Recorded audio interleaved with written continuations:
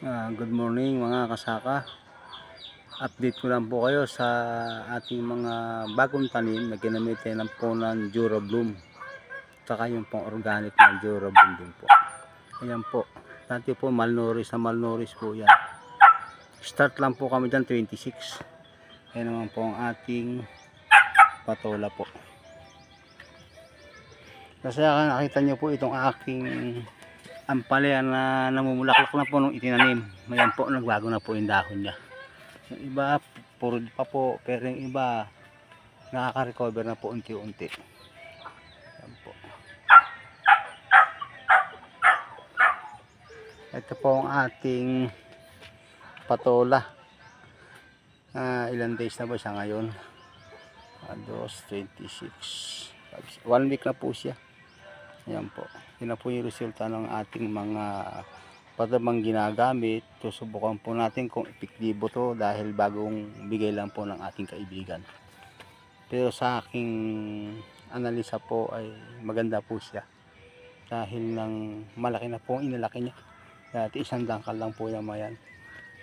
Ayan po siya.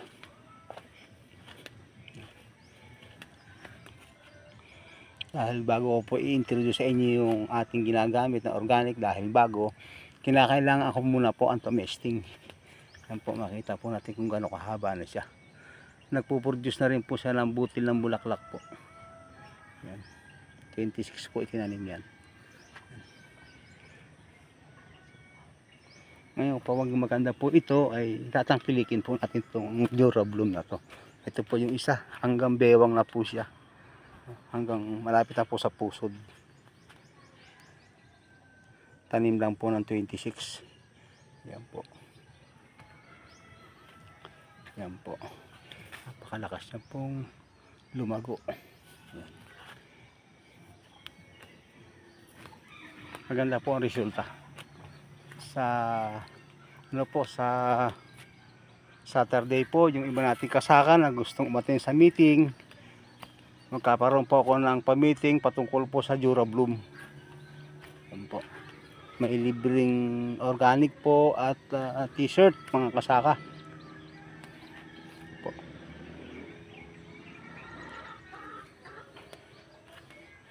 Yan po lahat. Nakita nyo po. Napakaganda niya na po. Lahat ng ating tanim na ginamitan po ng organic Durabloom. Wala po tayong ginagamit na abono mga kasaka. Ito yung pong guyabano. Ayan po siya mga kasaka.